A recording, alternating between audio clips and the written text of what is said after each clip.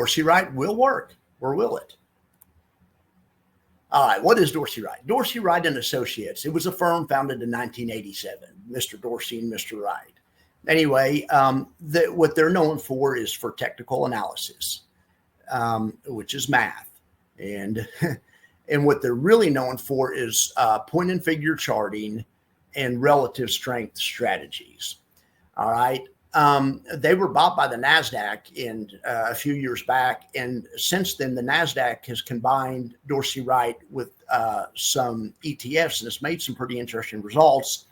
And also, not just the NASDAQ, also companies have teamed up with Dorsey Wright to other companies prior to YieldMax. And of course, the reason we're talking about Dorsey Wright is because of the YieldMax partnership, which was announced, 3, 4, 5 months ago, but it finally happened December 17th. YieldMax came public with 2 new ETFs based on Dorsey Wright's momentum modeling. The tickers were called FEAT and FIVY. These things are only like 7 days old, so it's really too new to look at any type of return. We'll let them go at least a month or something. But I wanted to use the other ETFs out there from other issuers maybe that were using Dorsey Wright technology and see if I could find anyone that was doing something similar to what YieldMax was doing. And I did. I discovered one that's really good, and it is the too long don't read. It's PTF. It's a monster growth ETF. Let's head over to Seeking Alpha and see some of Dorsey Wright's ETFs, especially this PTF, and compare it with some other ones.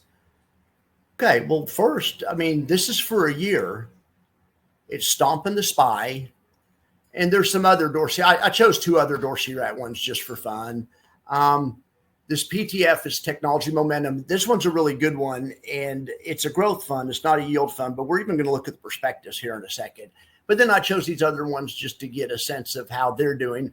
So this is another Invesco one, but it just invests in energy stocks. Energy hasn't been hot particularly lately, and that one's down. Or I'm sorry, the PXI is energy. PDP is actually, they invest in industrial stocks. They invest in the best industrial stocks, and that's doing all right. It's kind of keeping up with the SPY. You could see PDP has $1.3 billion under management. PTF has about $500 million. So if you look here, PDP, the one based on industrial momentum, is up 27%. SPY's up 26, 27 also. But the momentum, the technology momentum fund is up 46%. So I looked at that and I thought, okay, maybe it was just a good year. So then I looked at the 3-year, and it's stomping.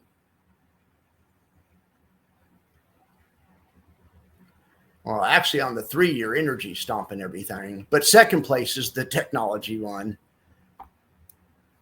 And then on the 5-year one, where did this PXI come from? This is the best one. Oh, no, that's PTF. Why do they keep switching? Okay. All right. Well, you can see here. So even on 5 years, this technology momentum, it's so, all right, PTF, 50% year to date, 48% in 1 year. Price performance, 3 years, 36%, 5 years, 192, and 10 years, 483. I just found out about this, but I want some of this. And I didn't want to do a whole review on it, but I thought, let's check out this darn prospectus, see what in the heck these guys are doing, right? Well, let's just read the fact sheet. I haven't looked at it yet, but let's just pull that up. This might be interesting. Fund description. All right. It's based on, we won't read the prospectus. We'll just read the fact sheet. So this is based on the Dorsey Wright Technology Technical Leaders Index. The fund will normally invest 90% of its assets in securities in the index. So the index is designed for companies that are showing relative strength, which is momentum, and it's composed of at least 30 securities from the NASDAQ. They are, and they look at all 2,000 securities in the universe of NASDAQ stocks, but they narrow it down to 30. Okay, you can see here on their own literature, they're beating the S&P. It looks about the same as the other one. Look at this, since inception, 11.9%. I mean, that's really good, right? Yeah, that's really good. Like I say, it doesn't pay a dividend. It doesn't appear to pay a dividend. If it doesn't pay much of one. Right? I don't think it pays anyone, according to Seeking Alpha.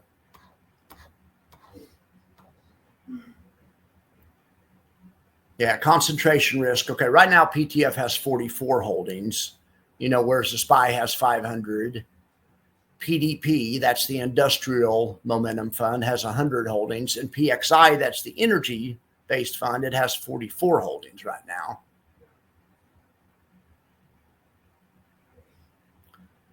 All right, so also look at this, please. Here are the top positions. I thought you guys might be interested. 14% of the darn company is AppLovin, APP, Apple, Planeteer, AAOI, Applied Optoelectronics, Arista Networks, KLAC, Coherent, COHR. Jay's been selling options in that one on Alti. Simtech Corporation. I think I've also seen that one in Alti's portfolio. Here's Microsoft.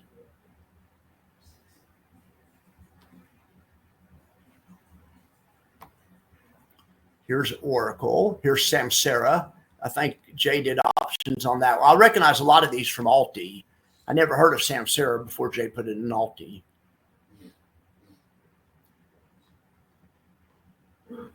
See who else? Oh, this Alchemy Technology is a good one. PAR Technology. I mean, these are all high flyers. I'm just going to punch one in. Let's just see what one of their charts looks like. I'm going to pick one that I hadn't heard of. PLUS, whatever this is. We'll just look at it. That looks pretty good. That's what you call momentum. Let me punch in another couple of ones I remember. KLAC was one. Okay. What else was one on there? Well, they had Microsoft, right? Wow. That's momentum. They had Coherent, COHR. That's really some momentum, isn't it? All right. Well, I hope you guys could see why I was excited about Dorsey Wright. I was excited about Dorsey Wright because I think emotions are the main enemy in trading. And I think this is a vehicle to mechanically keep you in the stocks that are hot, or the YieldMax stocks that are hot, are a great idea. My total return doesn't care about your feelings. I say that all the time, but I swear to goodness, emotions are enemy number one in trading and in life. It's too young to actually look at the, feed and 5e and actually see how they're doing. So, I thought it'd be interesting. Just go look at some funds in the universe. I think these ETFs are legit. Okay, but let's go over the kind of the best practices. Okay, so we're only going to use high yield ETFs if you need income, not wealth. There's a difference between income and wealth. Of course, they're related. Guys that are wealthy lots of times have a big income, but it can be the other way around also. Income comes from wealth, not the other way around.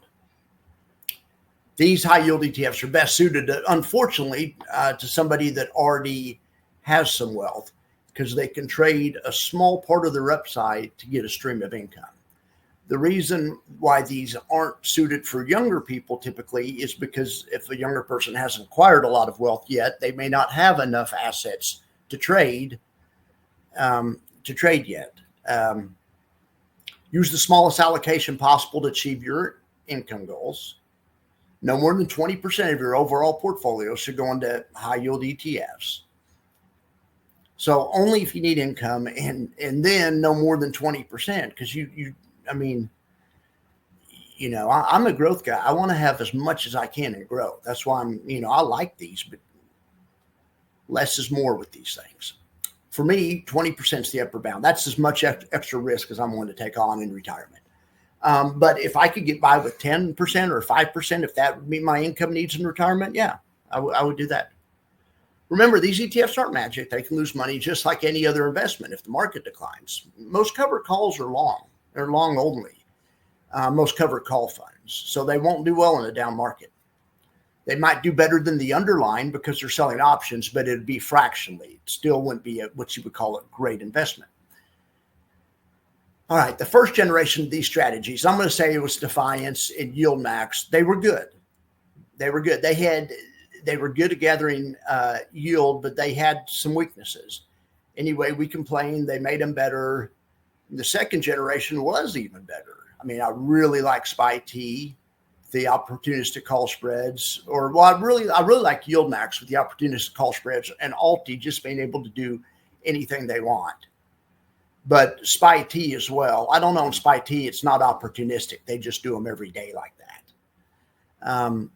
That to me was even better. You sacrificed a little bit of yield, got a lot better total overall performance, in my opinion, especially if you're really a growth investor, kind of trying to masquerade as an income guy. That's kind of what I am. And I have the feeling that's what most people that listen to my channel are, really growth investors at heart that just want to try to get some of this income. So I'm trying to help people figure out how to do that without messing up the growth part of it, right? All right. So the next frontier is what Dorsey Wright's doing. The next frontier is using some kind of mechanical way to keep you in the hottest, stocks at the same time. So first we had YieldMax totally capped. Then we had YieldMax with the opportunistic call spreads. It hurt yield, but it made total return a little better. All right. Now the next frontier is it'll be like YieldMax. FEATs like a YieldMax with only 5 stocks, where they just put the best 5 stocks in there and they change them out all the time. I mean, I really like the idea, and I really think it's going to work, especially after seeing how well PTF is doing.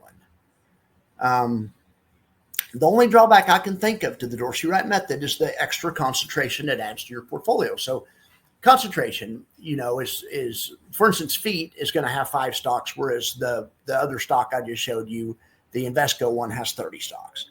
So, concentration's good. It likely add return in a bull market, but it'll likely subtract return in a down market. It's almost similar to leverage in that it can be really great when used effectively. I really feel I'm giving good advice for me and my family, but like I always mention, I was a wealth manager years ago, but a ton has probably changed since then. So if I was you, I would get a stockbroker you really trust, or if maybe a fee-based financial planner. Get somebody that has your best interest at heart. Forget the stockbroker. Get a fee-based financial planner. Get someone that can look at your plan with an unbiased, unemotional, to take your own emotions out of it by getting running it by another person.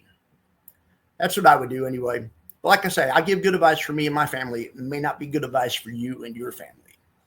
All right, guys. Well, I do appreciate you guys, and you have a wonderful Christmas day.